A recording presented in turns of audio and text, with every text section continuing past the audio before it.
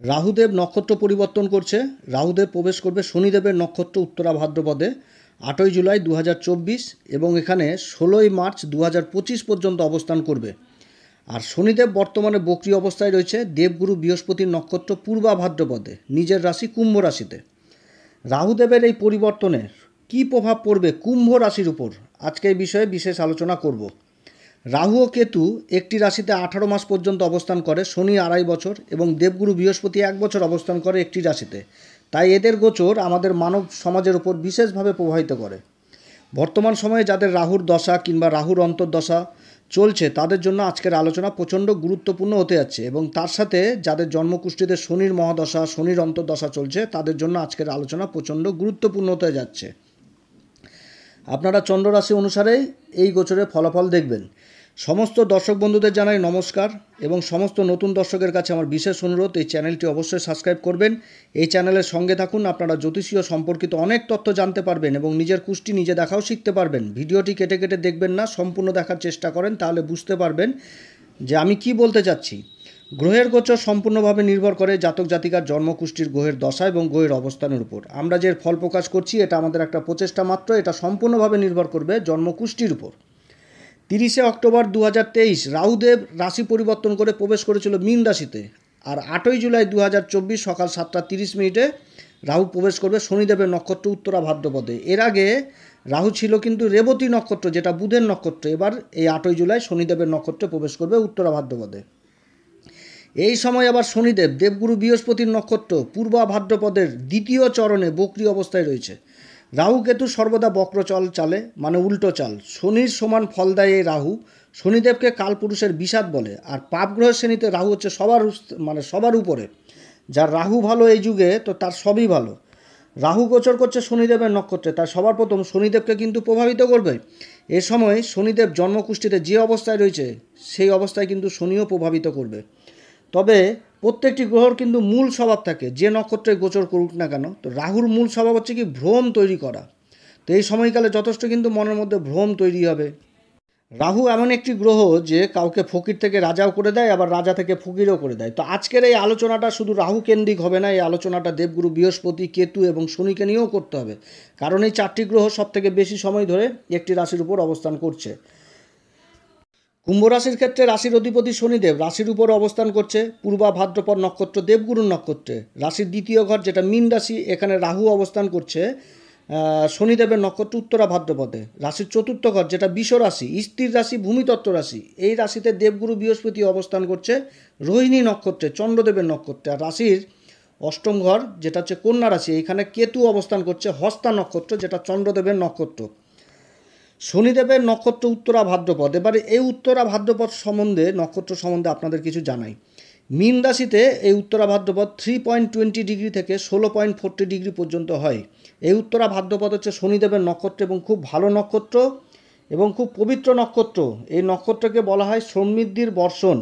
উত্তরা ভাদ্রপদে জন্মানো ব্যক্তিরা হুটহাট করে ডিসিশন নেয় না, যে ডিসিশনটা নেবে খুব ভেবেচিন্তে চিন্তার সাথে নেবে, এবং এদের ডিসিশন নিতে যদি একটু দেরিও হয় তাতে এদের মধ্যে কোনো অনুতাপ জিনিসটা থাকে না। প্রেশারের উপর কোনো কাজ করতে চায় না, কিংবা কেউ যদি প্রেশার দেয় তো সে তার কাছ থেকে অনেকটা দূরেই থাকে।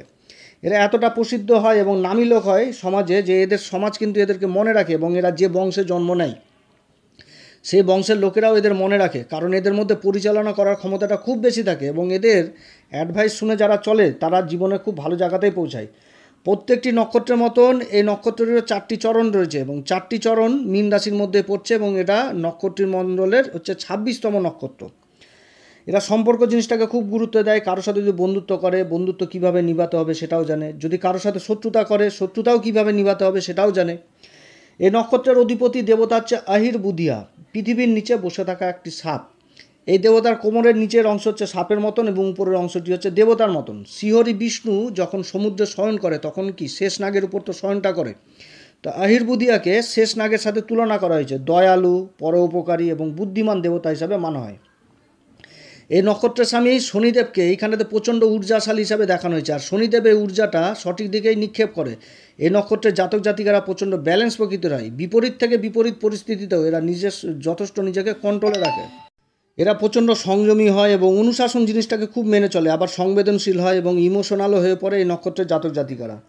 এই নক্ষত্রের জাতক জাতিকারা মেডিসিন ডিপার্টমেন্টে খুব ভালো উন্নতি করে, আধ্যাত্মিকের সাথে যারা জুড়ে থাকে তাদেরও কিন্তু ভালো উন্নতি হয়, যারা সোশ্যালের কাজে জড়িত থাকে তাদেরও কিন্তু ভালো উন্নতি হয়, যারা এনজিওর কাজে যুক্ত থাকে তাদেরও ভালো উন্নতি হয়, যারা অ্যাডভাইজার হিসাবে কাজ করে তাদেরও ভালো উন্নতি হয়। আবার এরা কিন্তু হিসাবের দিক থেকে খুব উন্নতি করে, যে কোনো হিসাব এরা যদি 1 টাকা খরচা করে তো সেটাও লিখে রাখে। এদের মধ্যে আধ্যাত্মিক চেতনাটা সবথেকে বিশেষ করে লক্ষ্য করা যায়। এরা মিলে ঝুলে থাকার চেষ্টা করে এবং এরা অত্যন্ত ভাগ্যশালী হয়। এই নক্ষত্রে জন্মানো জাতিকারা অতি ভাগ্যশালী হয়। মা লক্ষ্মীর সাথে তুলনা করা হয় এদের, মানে মা লক্ষ্মীর সাক্ষাৎ মা লক্ষ্মীর কৃপা এদের উপর থাকে। এদেরকে সমৃদ্ধির বর্ষণ বলা হয়। যখন মেঘ থেকে জলধারা পৃথিবীর বুকে নেমে পড়ে তখন কি হয়, শস্য সামল্য গাছপালা এগুলো তো বেড়ে ওঠে। সেরকম এই নক্ষত্রের জাতিকারা যে ঘরে যায় সে ঘরে কিন্তু ধনসম্পত্তির বৃদ্ধি ঘটায়, মান সম্মানের বৃদ্ধি ঘটায়। এরা এতটা ভাগ্যশালী হয় এই নক্ষত্রের জাতিকারা। উত্তরা ভাদ্রপদ নক্ষত্রের ডিসিশনের ব্যাপারে সম্পূর্ণ আলাদা। কোথায় কোন রকম ডিসিশন নিতে হবে সেই ডিসিশনটা এরা নেয় এবং ডিসিশনটাকে সবাই কিন্তু আবার মান্যতাও দেয়। এই যে এরকম একটা প্রাকৃতিক শক্তি উত্তরা ভাদ্রপদ নক্ষত্রের মধ্যে দেখা যায়, এই শক্তিটা আসে আহির বুধিয়া নামক দেবতার কাছ থেকে। কারণ এই দেবতাটি হচ্ছে মেডিটেশন, আধ্যাত্মিক ধ্যানের কারক। এই নক্ষত্রের জাতক জাতিকারা যতটা মেডিটেশন, আধ্যাত্মিক ধ্যানের সাথে জুড়ে থাকবে তো তাদের মধ্যে একটা প্রাকৃতিক শক্তি অবশ্যই কাজ করবে এবং এদেরকে এগিয়ে নিয়ে যেতে সাহায্য করবে। রাশি হচ্ছে মীন রাশি, আর মীন রাশিতেই কিন্তু এই নক্ষত্রটি পড়ছে। তো মীন রাশির অধিপতিকে দেবগুরু বৃহস্পতি, জ্ঞানের কারক। আর উত্তরা ভাদ্রপদ নক্ষত্রটা হচ্ছে শনিদেবের নক্ষত্র।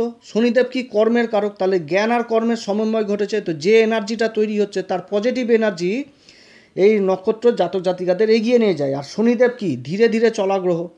বাড়িতে যদি কোনো রকম কোনো ডিসিশন নিতে হয় তো আমরা কাকে জানাই, বাড়ির গার্জেন কিংবা বাড়ির বয়স্ক লোককে তো জানাই, কারণ আমাদের থেকে জীবনটা ওরা অনেক আগে অনেক বেশি দেখেছে।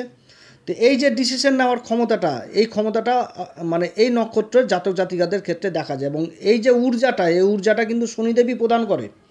এই নক্ষত্রের জাতক জাতিকারা পর উপকারী হয়, একে অপরকে সাহায্যের জন্য হাতও বাড়ায়, সমাজে প্রসিদ্ধ হয়, কিংবা সমাজে যদি কোনো একটা ভালো কাজ হয় তাতেও কিন্তু এরা এগিয়ে আসে। আর সমাজে যদি কোনো রকম বাজে কাজ হয় তার বিরুদ্ধেও কিন্তু এরা মানে আওয়াজ তুলে।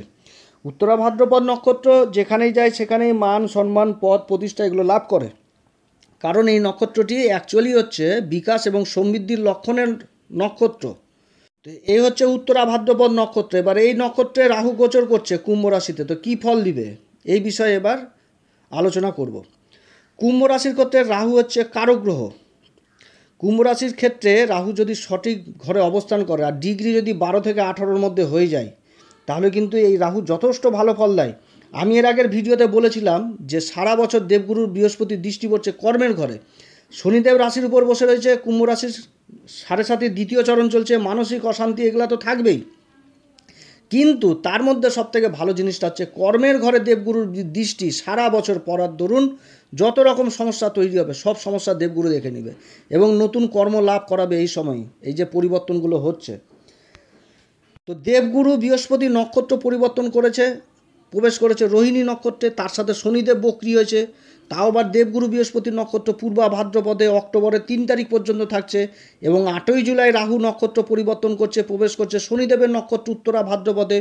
কুম্ভ রাশির ক্ষেত্রে রাহুদেবের অবস্থান গুরুদেবের রাশি যেটা হচ্ছে মীন রাশি, যেটা দ্বিতীয় ঘর, আর শনিদেবের নক্ষত্র। এই সময়কালে শনিদেবের কিন্তু বলে যথেষ্ট বৃদ্ধি পাবে, যেহেতু শনিদেব বক্রী অবস্থায় রয়েছে তার চেষ্টা বলে তো বৃদ্ধি রয়েছে। এবার বুস্টার ডোজের মতন কাজ করবে রাহুর বল, এবং রাহুও নিজে কিন্তু বলবান অবস্থা হবে, তার সাথে দেবগুরু রাশিতে অবস্থান করছে, দেবগুরুকেও কিন্তু প্রভাবিত করবে এই সময়কাল। আর এই সময় রাহু ভালো ফল দিতে বাধ্য হবে। আর দেবগুরুর অবস্থান যথেষ্ট ভালো কুম্ভ রাশির ক্ষেত্রে। রাহু দেবগুরু রাশিতে অবস্থান করছে, যার জন্য দেবগুরুকেও রাহু এই সময় কিছুটা হলেও প্রভাবিত করবে। দেবগুরু চতুর্থ ঘরে অবস্থান করছে আর দেবগুরুর পঞ্চম দৃষ্টি পড়ছে কেতুর উপর। রাহুর বিপরীতে কেতু অবস্থান করে। রাহু যেরকম পাপ গ্রহের শ্রেণীতে নাম্বার 1, সেরকম শুভ মানে কেতু হচ্ছে শুভতার দিক থেকে সব থেকে ভালো মানে শুভ গ্রহ, অষ্টম ঘরে অবস্থান করছে। এবার কেতুটাও কিন্তু যথেষ্ট শুভ হয়ে গেছে। কেতু কিন্তু হস্তা নক্ষত্রে আছে, আর হস্তা নক্ষত্রটাকে চন্দ্রের সাথে কেতুর সম্পর্ক কি, দুশ্মন, শত্রুতা ভাব। তো এবার এই নক্ষত্র অবস্থান করছে, আবার দেবগুরু বৃহস্পতিও আবার রোহিণী নক্ষত্র চন্দ্রদেবের নক্ষত্র অবস্থান করছে আর দৃষ্টি দিচ্ছে হচ্ছে কেতুর উপর। তাহলে কি হচ্ছে, কেতুটা যথেষ্ট ভালো হয়ে গেল, কেতুর সাথে দেবগুরু বৃহস্পতির সম্পর্ক হয়ে গেল নবম পঞ্চম। কুম্ভ রাশির ক্ষেত্রে দেবগুরু বৃহস্পতি হচ্ছে লাভের ঘর যেটা একাদশ ঘর এবং ধনসম্পত্তির ঘর যেটা দ্বিতীয় ঘর।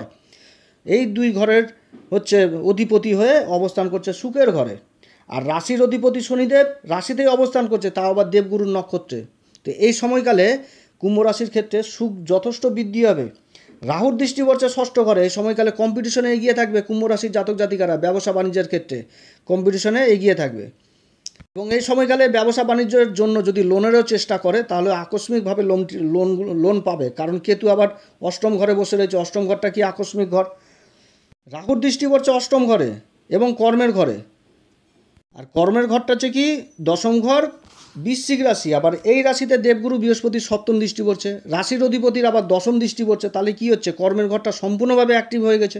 আর রাহু বসে রয়েছে কি ধন সম্পত্তির ঘরে। আর ধন সম্পত্তির অধিপতি কোথায় বসে আছে, সুখের ঘরে, দৃষ্টি দিচ্ছে কর্মের ঘরে।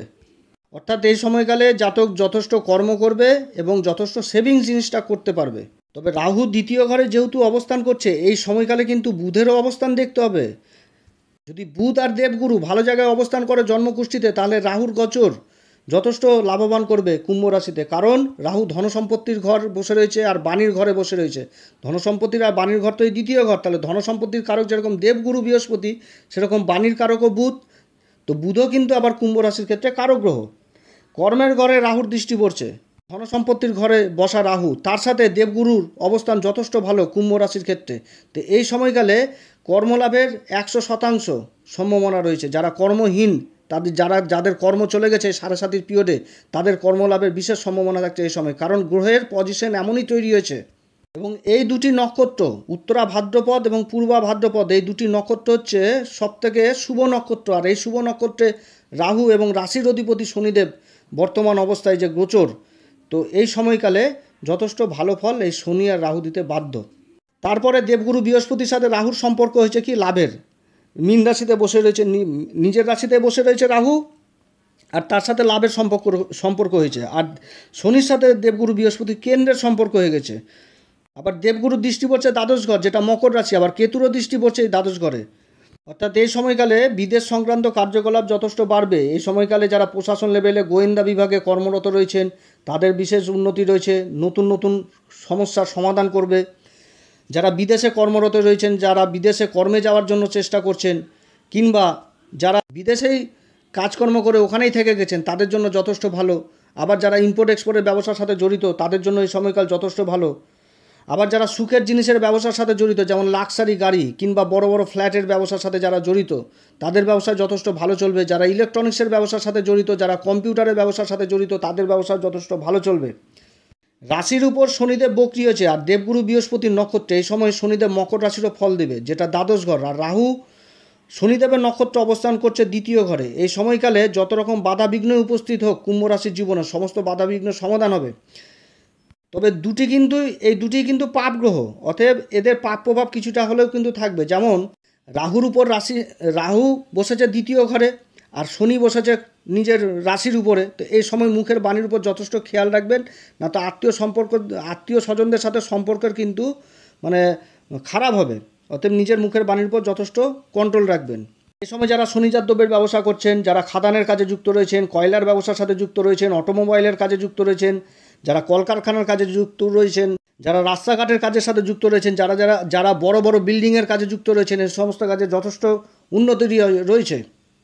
তবে একটা কথা মনে রাখতে হবে কুম্ভ রাশির ক্ষেত্রে, কারণ হচ্ছে দেবগুরু বৃহস্পতি চতুর্থ ঘরে অবস্থান করছে, আর দেবগুরুর নক্ষত্রে রাশির অধিপতি অবস্থান করছে বক্রি অবস্থায়। এই সময় শনিদেব দ্বাদশ ঘর অর্থাৎ ব্যয়ের ঘরেরও ফল দিবে, যেহেতু সেটা মকর রাশি। এবং দেবগুরু বৃহস্পতি এই ঘরে আবার দৃষ্টি পড়ছে, যেটা নিচ দৃষ্টি। আর শুভ কেতুরও এই ঘরে আবার দৃষ্টি পড়ছে। তো এই সময়কালে কুম্ভ রাশির জাতক জাতিকাদের একটাই কথা বলবো, যে আপনারা যে কোনো ডিসিশন নেবেন, সেই ডিসিশনটা কোনো রকমভাবে বিপরীত যেন না হয়, না তো নিজের ভুল ডিসিশনের জন্য আপনাকে কিন্তু পস্তাতে হবে। কারণ বর্তমানে যে গ্রহদের অবস্থান, তাতে কুম্ভ রাশির অনেক কিছুই এই সাড়ে সাতির মধ্যে পাবে এবং অনেক ধরনের সুযোগ কুম্ভ রাশির জীবনে আসতে চলেছে। অতএব আপনাকে ডিসিশন কিন্তু সঠিকটাই নিতে হবে, চিন্তা ভাবনা করে যে কোনো ডিসিশন নেবেন কর্মক্ষেত্রে। কুম্ভ রাশির এই সময় মায়ের সুখের ঘরে যেহেতু দেবগুরু বৃহস্পতির অবস্থান, তাতে মায়ের সাথে সম্পর্ক যথেষ্ট ভালো হবে এবং মায়ের সাপোর্টও পাবে। মায়ের সাথে যতই মতবিরোধ হোক, কিন্তু মায়ের সাপোর্ট যথেষ্ট পাবে এই সময় কুম্ভ রাশির জাতক জাতিকারা। তবে মায়ের প্রতি দায়িত্বশীলও হতে হবে। আর এই সময় কুম্ভ রাশি জাতক জাতিকারা কোন উপাচার করবে আমি একটাই বলবো, সেটা হচ্ছে হনুমান চল্লিশা প্রত্যেক দিন পাঠ করবেন আপনারা, এবং প্রতি শনিবার করে কোনো সময় লোহার জিনিস, সরষার তেল, চামড়ার জিনিস এগুলো ক্রয় করে নিয়ে আসবেন না। আর হনুমান চল্লিশা পাঠ করার আগে শ্রীরাম সীতার প্রণাম মন্ত্র অবশ্যই পাঠ করবেন। অতএব প্রিয় দর্শক বন্ধুরা, আজকে এতটুকুই। অনেক কিছু আলোচনা করলাম কুম্ভ রাশির জন্য। আপনারা সবাই ভালো থাকেন, আমি এটাই ঈশ্বরের কাছে প্রার্থনা করি আপনারা সবাই যেন ভালো থাকেন। যদি আমার এই পরামর্শ সত্যি কার্যকরী মনে হয় তাহলে আমার এই চ্যানেলটিকে অবশ্যই সাবস্ক্রাইব করবেন। আপনারা সবাই ভালো থাকেন, নমস্কার, ধন্যবাদ।